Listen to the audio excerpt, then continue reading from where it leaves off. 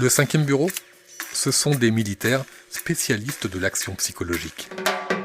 En clair, leur objectif n'est pas de conquérir un territoire face à des combattants, mais de contrôler la population civile, un enjeu essentiel pour vaincre l'ennemi. Leur technique pour y arriver, c'est ça. Renseignement, contre-guérilla, action politique et sociale, propagande.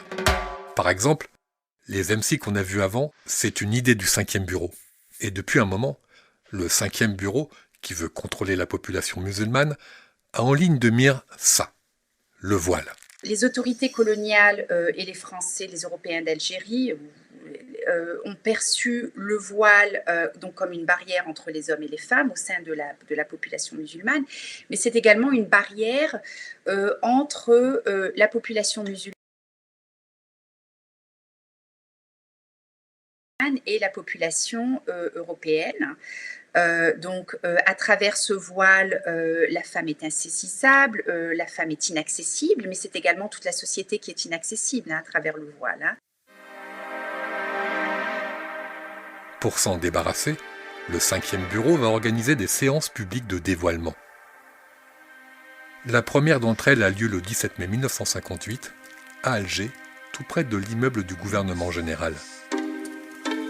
En voici quelques très rares images filmées, retrouvées dans des archives de l'outre-mer.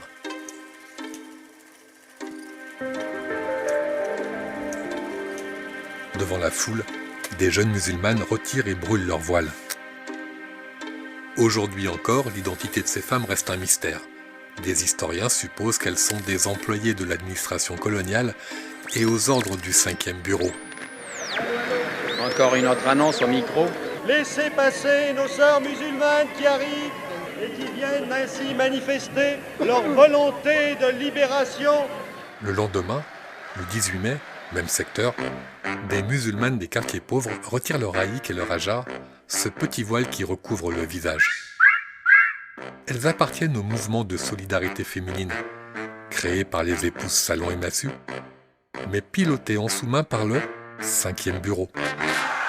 Une de ces musulmanes s'adresse à la foule. Nous nous rendons compte bien comment nos vêtements traditionnels, notre existence de recluse, sont des éléments qui nous éloignent de nos sœurs françaises de religions différentes. Bravo, Ceux qui applaudissent, des musulmans et des Européens, soudés dans un élan de fraternisation, comme espère le faire croire aux Français de métropole et au monde entier, le 5e bureau. C'est un habitant de la Casbah qui vous parle. J'ai demandé moi-même spontanément à venir devant le micro. Personne ne m'a sollicité pour faire cette déclaration qui me tient à cœur. Je tiens tout d'abord à remercier la France. Ces séances publiques de dévoilement se multiplient dans toute l'Algérie. Partout, on exhorte les femmes musulmanes à briser leurs chaînes. Comme ici, à Constantine, le 28 mai, jour où Monique Améziane s'est dévoilée. Monique Améziane, 17 ans, est lycéenne. Elle est une évoluée. À l'époque, c'est le terme qui désigne une musulmane qui a suivi des études et qui a adopté certains aspects du mode de vie français. Par exemple, Monique Améziane n'a jamais porté de voile. Mais là, elle en porte un sous la pression des militaires. Ils retiennent prisonnier son demi-frère Mouloud, lié au FLN. En échange de la libération de Mouloud, les militaires exigent de la jeune femme qu'elle lise, en public, un discours contre le voile, puis qu'elle le retire. L'une d'elles déclare en invitant ses camarades à se dévoiler comme elle, « Nous avons, nous les femmes musulmanes, plus particulièrement pris conscience de notre évolution, condition essentielle du progrès. » Monique s'exécute, les militaires libèrent Mouloud, choqués. La jeune fille retourne réviser son baccalauréat. Ironie de l'histoire, le père de Monique est un bachaga, un notable musulman. Pro-français, il est menacé de mort par le FLN.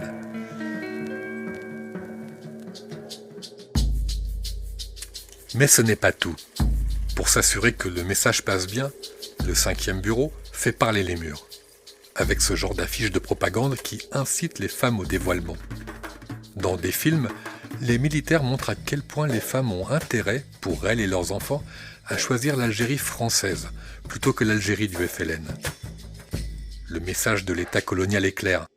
Musulmanes, votez oui au référendum de septembre 1958 pour que l'Algérie reste française. Ça va plus loin que juste le vote. C'est vraiment démontrer également que l'intégration est possible. Concrètement, l'armée française considère mai 58 le dévoilement comme le début en fait d'une politique d'émancipation pour les femmes. Donc ça inaugure une ère où il y a énormément de mesures qui sont prises en faveur des femmes et entre autres bien entendu la fameuse réforme du mariage de 1959 qui est quand même une réforme très importante. Cette année-là, la répudiation est encadrée par décision judiciaire. On fixe à 15 ans l'âge minimum du mariage des filles et les futurs époux doivent être consentants. Et pour 4 millions de femmes algériennes, cette simple formalité signifie la personnalité et la dignité retrouvées.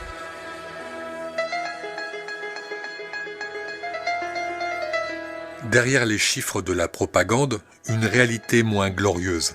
Ces mesures n'ont profité qu'à peu de musulmanes, les plus riches, les plus citadines.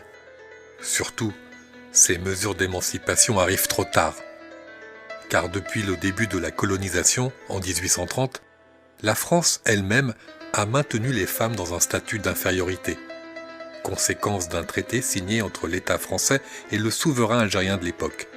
Traité qui prévoit que la France ne touche ni à la religion des populations locales, ni aux lois religieuses qui régissent la vie familiale. Filiation, mariage, répudiation, propriété, héritage, etc.